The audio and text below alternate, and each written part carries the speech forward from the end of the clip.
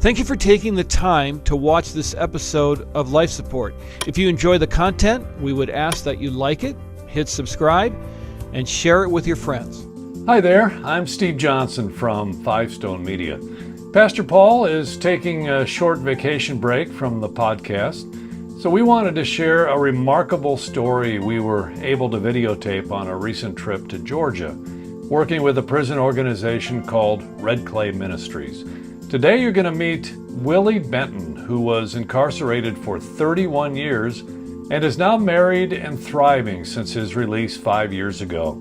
The person you will hear asking the questions is Five Stone's Lee Bailey Sealer. And now to the story of Willie Benton. When I got in trouble, it started when I would say I was 16, and I had a son. I had a child as a teenager, and trying to provide for a young wife and a son, I started selling drugs, got involved with drugs and guns. At least that's what I told myself. Those are lies I told myself, the things I needed to do to provide, trying to take the shortcut. In doing that, I got involved with drugs with my brother. I have an older brother, he's a year older than I am. We got involved with some guys out of Miami and stuff. So at one point, unbeknownst to me, my brother, he actually stole some guns and drugs from these guys and never told me anything about it. As a result, they retaliated with me, kidnapped me, beat me, and I actually watched them shoot my brother.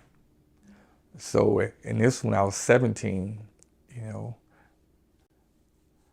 words can describe how angry, how bitter, how frustrated, and how revengeful I was, after seeing that.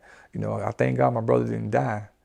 Even though it was really horrible what happened to him and me.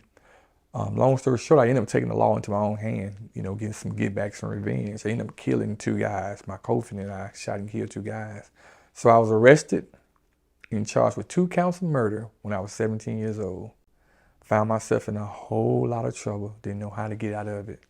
And happened in DeKalb County, a metro city of Atlanta, and they actually sought the death penalty. It was a death penalty case because of what happened to the 2 guys getting shot and killed in the car. So, like I said, I found myself in a whole lot of trouble. Didn't even know how to get out of it. That was the beginning of my whole incarceration experience. And it was at that point when I realized they were seeking the death penalty and being locked in a one-man cell on maximum security. I had a lot of time to reflect on how I got there. And what I wanted to do with my life if, I didn't, if I had another chance at life. So that changed my whole perspective because I realized that I hadn't really done anything. And if I died that day or died in that situation, that how would my son remember me? How would my family would remember me? How would people who knew me remember me? The only thing that they will remember is this negative act that I created. So at that point, I kind of vowed that, and I prayed for the first time that if God would, show me some mercy, help me get out of this situation, that I would do something different with my life. I would make something of myself. So, as God is God, He definitely answered my prayer. I did not receive the death penalty. Instead, I was sentenced to 2 consecutive life sentences, which is a lot of time for a young guy. For some people, it may have seemed like my life was over, but for me, it was a new beginning because I was sentenced to life instead of death. I could have died, but I was still alive, and I had a wonderful opportunity. So in that situation, right then and there, I made the choice to do something with my life. So in going to prison, and going to one of the worst prisons in Georgia at the time was Alto. It was a prison that housed like 1,700 youthful offenders from the ages of 16 to 23. As you can imagine, this is a madhouse. It is the worst prison in Georgia. But it also could be one of the best prisons in Georgia because if you think about something designed for young guys, it had a whole education system. They had the real trade schools, real college programs. They had all those things. Think back to when you went in. Did you talk about the way you saw other people in prison, the other young men in prison? Did you see did you think you were different than other people in prison? Did you think different, do you think? Or how did you relate to people you were in with? I'm curious because I haven't heard someone talk about having that realization that quickly before. You're really young, and that was quick in your early sentence. I didn't think I was different. I didn't feel like I was different or special. But as I look back on it now, these are the things that help me understand how real God is. Because I was born with a set of gifts and talents and things that going to school, I liked going to school when I was younger. I was always, an above average reader. I was pretty good in school. I always knew how to write, even though I never thought anything about the things I was doing as anything different and unique. So given the opportunity to go to school as opposed to working, because, prison, they got work camps in Georgia. You can go out there and, dig up ditches and all this kind of stuff. But I was given the opportunity to do something different. So, and quite frankly, I really, at that point, I had, being in one man's cell gave me opportunity to get to know and love myself. So my focus was really not on what others were doing or trying to, be like others or even worry about what other people were doing, but really just trying to do the things that I like to do that will benefit me. So yeah, I didn't think I was different or special or anything like that. And also, I wasn't the only one. So, going to school, I surrounded myself with people who were doing the same type of thing, striving for the same type of thing. So that made a difference too. It's interesting to look at things in hindsight because, I'm not really a guy that really preaches or anything, but if you talk about a praying mother, that really gets me excited because my mother, she really prayed for me. Even when I didn't want to hear anything about, religion or Jesus or God, she really just prayed for me. And I think God really just watched over and honored that prayer. And definitely gave me a different insight, gave me a lot of wisdom and discernment that was different from what other people were doing. But even though I was sentenced to life, in actually consecutive life sentences, what people call running wild, because of my case was a death penalty case, they actually in Georgia, they give you what you call a unified checklist of appeals. It's a checklist that raises any and every issue that could come up in a death penalty case that may have it overturned. They try to do everything they do. So in doing that, I started going to the law library and started looking up things, understanding things myself. So I understood that at that time, a life sentence was not a death sentence. A life sentence did not mean you were getting out. In fact, when I went to prison in January, we're talking about January 1988, a life sentence in theory meant you only had to serve 7 years before you became eligible for parole. Now, in my situation, because I had 2 consecutive life sentences, which was enhanced punishment, it meant I had to serve 10 years on each life sentence before I became eligible. So even at 17, while it seemed like a long time, I had to do 20 years before I became eligible. That's 37 years old. I would still be very young, still have a whole life ahead of me, still have an opportunity to do the things that I wanted to do. So that's where a lot of hope came from. I did believe that if I stayed out of trouble, continue to do the things I like to do, go to school, become a better person, I really believed that I would get out of prison someday. What would you say to a young person who's in prison who feels like they need to change who they are to survive? I would say to any young person, I don't know if you have to change who you are, but I think it's important that you discover who you are. And I think that's the great thing that comes with the relationship with God through Jesus Christ, is knowing who you are. But that's the biggest thing with a lot of teenagers, a lot of young people today, is we, experience identity crisis. They don't know who they are or what they were born to do or what they would like to do, and end up following a lot of people. I talk to a lot of young guys about gangs. Gangs and stuff are real big these days, right? And I asked them, okay, first of all, why do you call yourself a gang? We have a lot of organizations, a lot of clubs, a lot of things, that you can name it something, with a positive, not necessarily something with a negative connotation. So why do you call yourself a gang? And second, I said, how do you choose who you follow? Because some of the things that other people have you doing, why are you doing that? And I start asking young guys that. And what I discover is that they don't know who they are. They don't know what they're doing. And like, say for instance, one today, wearing the sagging pants and stuff it has really become big. And it's been there for years. A lot of guys don't even know where it started. If you catch a guy by himself, a young man by himself, and say, listen, you got on a pair of pants, a pair of shorts, and a pair of boxers, and all of them are exposing your bottom. Why do you do that? Oh man, that's just my swag. This is what we do. But no, why do you do that? Does it make sense? And a lot of them can't answer that question. They get very quiet. And still it goes back to, do you know who you are? Do you know why you do what you do?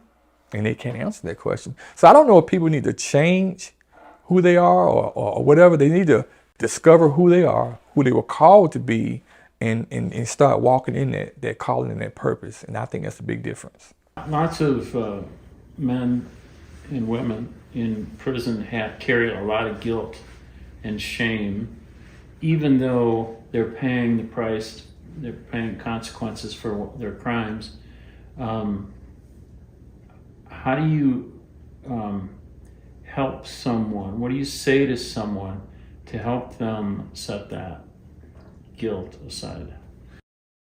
That's a great question. A huge part of how I was able to do very positive and productive time was associated with acknowledging that I did wrong and I deserve to be punished.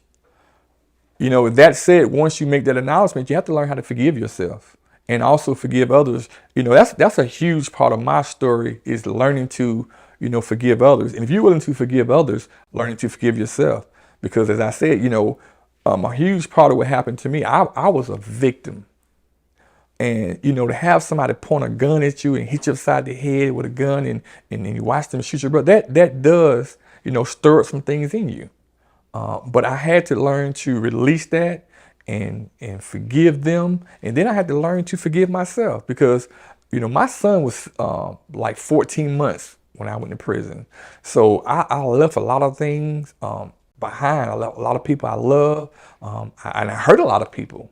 And when you realize that, I learned that even your family becomes like your secondary victim. You have your primary victim, you have secondary victims. But to even realize that my family was a victim to the things and the poor choices that I made, I had to acknowledge that. But then I had to learn to forgive myself for that. And that's huge for a lot of people. If you can release that, and it's not easy. And quite frankly, I don't know if you can do it on your own. Once you realize the price that Jesus Christ paid for us to forgive us, and He's willing to forgive us, that we can forgive ourselves and forgive others. Knowing that and walking in that definitely makes it easier. We have a saying, if it's something that you love to do, it doesn't seem like work. When you understand the love that God has for you and the life that, and the plans that God has for you, as an individual, you would want to tap into that. I've heard all kind of things about, religion and Jesus, and it's the white man's religion, they stole it, all kind of things. But this is the thing I had to learn. Try it for yourself. You have to try it. And particularly, I think for men, and I know for me, I tried everything I could in my own power, and I had to get to a point where there was nothing else I could do to actually lay it down and let God, let go and let God. And when I did that, and when I tried it myself, the results were there. So, having a relationship with God it's really not work. It's not a whole bunch of rules. It's not all that religious stuff. You have to understand it's about a relationship with the Father, with the one who created you, with the one who has great plans and thoughts for you. So it's not a whole lot. And I tell you, I'm not a Bible thumper, a scripture quote. I don't do all that, But to me, I know that God's protection, His favor on my life, even when I did not know Him, is real. And that's why I encourage people to just understand, that God, the God we serve, the God we believe in, the God who believes in us, he is real. But you just have to try it. So, talk about how you met your who had become your wife. Tell that story, the sort of God's happy coincidence. Yeah, it's interesting how I met my wife slash my helpmate. Once I realized that God had equipped me with gifts and talents, and I made a conscious decision to use my gifts and talents to be a blessing to others, particularly in my writing. Instead of doing like street fiction, I love fiction writing. Instead of doing just street fiction or crime novels or whatever, I made a conscious decision to write inspirational books, inspirational novels, uplifting, people of faith. So in doing that, in serving, that's when God blessed me with my soulmate, my wife. He brought someone along to help me, to enhance me in what I was doing. When I met my wife, I'd already published 5 or 6 books while in prison, and she owned the company and helped develop and help self-published authors put their books out there. So it's ironic how God did that. We connected, do something with books and publishing, in which we could talk about all day and all night because we had it in common. But we clearly realized that God was doing something very different because we developed a very mutually beneficial relationship, friendship, where she was helping me, I was helping her, and together we was helping others. So that's how God did that. Talk about how long you had. Where were you in your sentence when you met? And then were you worried about having a relationship with someone because you were still locked up and you didn't want to make them wait? Or Yeah, initially when I was first locked up, like I knew I had to do a lot of time. So my focus was primarily on myself. I was not trying to be in any kind of relationship or a prison relationship, anything like that. But by the time I met my wife and was, actually, being very positive, productive, writing books and things like that, I had probably served almost 25 years. And at that time, I had been denied parole maybe 3 times. 3 times, 2 years. We call it a set-off or 2-year set-off. They told me to do 2 more years. So when I met her, I was getting ready to come off of parole in like maybe 7 months.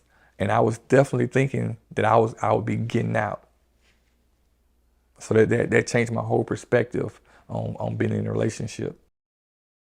I served almost 31 years in prison, and it's like now that God has redeemed the time, redeemed everything. It's just like, man, when did that happen? It's like a whole nother lifetime. But that's how fast things go. And that's how things work when you align your plans with God's plan. When you focus on what he would have you to do and not on your situation. For anyone looking to be released from prison soon or upcoming, my advice is to take a look around where you are in whatever institution, whatever prison you are, and take a look at it with different eyes. Understand that the rules that you follow, the things that you're doing, that they're asking you to do, those things are actually in place designed to help you, prepare you for your release. It's funny, I kid you not, but a lot of things, like say for instance, the prison I was at, they talked a lot about get ready for inspection. A lot of people always visit our prison. You always have to clean, have to get up in the morning, have to do these things. But guess what? When I came back to the free world, as we call it, I realized it's the same thing. I work for a huge corporation now. A lot of visitors come. A lot of business clients come. And guess what? It's almost the same thing. Get ready for inspection.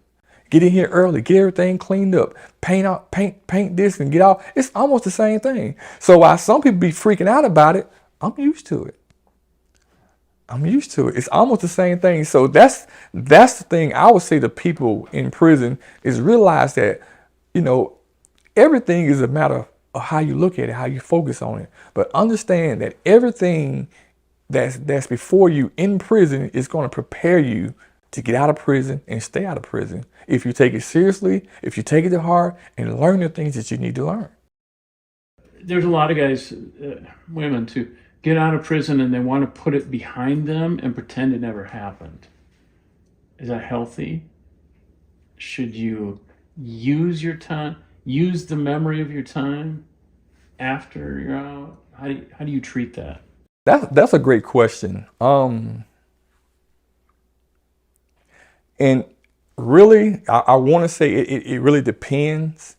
You never forget what you've been through. You never forget where you come from, but you also don't stigmatize yourself. You don't become stuck to a label.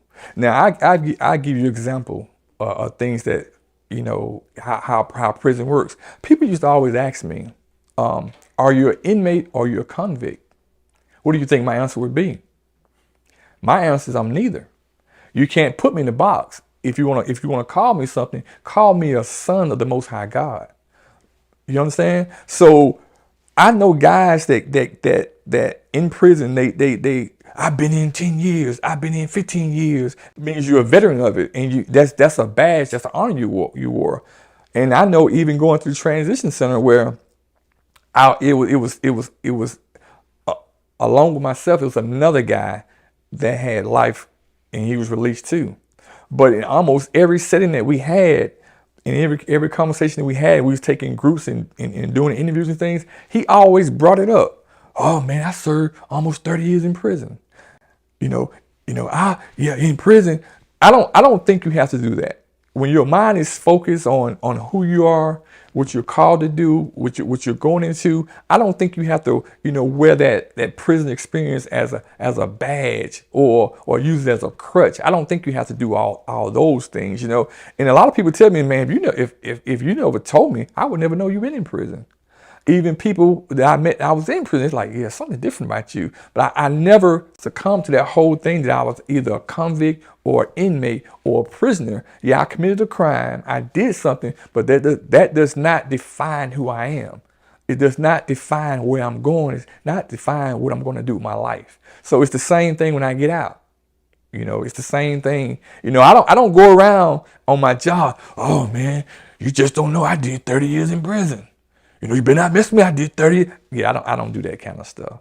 So it just depends on the person, depends on the situation. But I never subscribe to those kind of things.